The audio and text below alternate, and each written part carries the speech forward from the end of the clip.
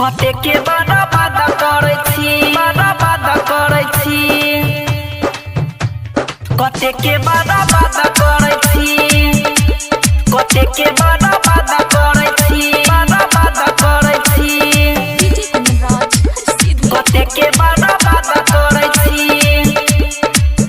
बड़ा बात हेगे सुपो हेगे सुपो में तू मुस्कइली कते के बड़ा बात कइली गे कते के बड़ा बात कइली हेगे सुपो गे हेगे लोहिया नगर में मुस्कइली कते के बड़ा बात कइली गे कते के बड़ा बात करबी हेगे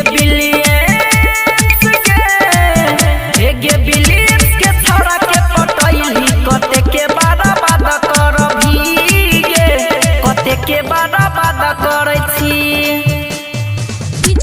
कते के बड़ा बात करे छी कते के बड़ा बात करे छी जाय छी तू रोज विद्या पूरी सहेलियन के साथ करे के छौरवा के मार लेली मोती के छौरी कोन बात करे के छौरी कोन बात करे के बात करे के ये छौरी कोन बात करे के जाय छी तू रोज विद्या पूरी सहेलियन के साथ करे के छौरा के मार लेली मोती के छौरी कोन बात करे के ये गजना चाहू पकड़ खिचलैली कते के बड़ा बात करबी गे कते के बड़ा बात करबी हेगे सुपर में तू मुस्कइली कते के बड़ा बात करबी गे कते के बड़ा बात करे छी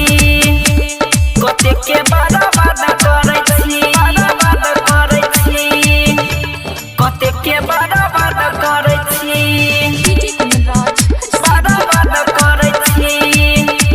कते के बड़ा बात करे छी अनुराग के संगे रोज जाय छी गे छौरिया रोमांस करे छी चढ़ल छौ तोहर जवानी गे छौरी किया नाश करे छी गे छौरी किया नाश करे छी गे छौरी किया नाश करे छी अनुराग